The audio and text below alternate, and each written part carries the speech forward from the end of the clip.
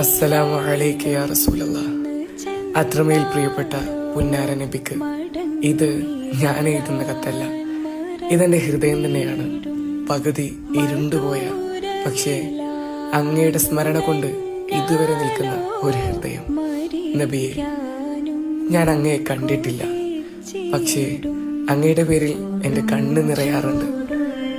അങ്ങയുടെ വേദനകളെ ഞാൻ വായിച്ചപ്പോൾ എന്റെ മനസ്സ് തളരുന്നുണ്ട്. തോയിഫിൽ അങ്ങയെ രക്തം കലർന്ന കാലുകളിൽ നടത്തിയത് ഞാൻ വായിച്ചപ്പോൾ അറിയാതെ കണ്ണ് നിറഞ്ഞുപോയി. പ്രിയപ്പെട്ട നബി, അങ്ങ് ഞങ്ങൾക്കായി പകലും രാത്രിയും ദുആ ചെയ്തു. ഞങ്ങളെ കാണാതെ തന്നെ ഞങ്ങൾ സ്നേഹിച്ചു. അവസാനം ഉമ്മത്തി ഉമ്മത്തി എന്ന് വിളിച്ചു കരഞ്ഞപ്പോ കൂടെ ഉണ്ടായിരുന്നെങ്കിൽ എന്ന് ആഗ്രഹിച്ചു പോകുന്നു.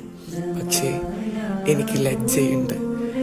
അങ്ങ് കൊണ്ടുവന്ന ദീനിൽ നിന്ന് ഞാൻ പലപ്പോഴും അകന്നു പോകുന്നുണ്ട്. അങ്ങയുടെ ജീവിതം പാഠമാകുമ്പോഴും ഞാൻ പലപ്പോഴും വഴി തെറ്റുന്നു. എങ്കിലും അങ്ങ് പഠിപ്പിച്ച അള്ളാഹുവിന്റെ കരുണയുടെ വാതിലുകൾ ഞാൻ ഇന്നും തേടുകയാണ്. എനിക്ക് വേണ്ടി ദുആ ചെയ്യുമോ? ഒരിക്കലെങ്കിലും ചാരത്ത് വന്ന് യാ റസൂലല്ലാഹ്, ഞാൻ ഇവിടെയുണ്ട് നബിയെ എന്ന് പറയാൻ എന്റെ കണ്ണുകളിൽ അങ്ങയെ ഒരിക്കൽ കാണാനാകുമോ?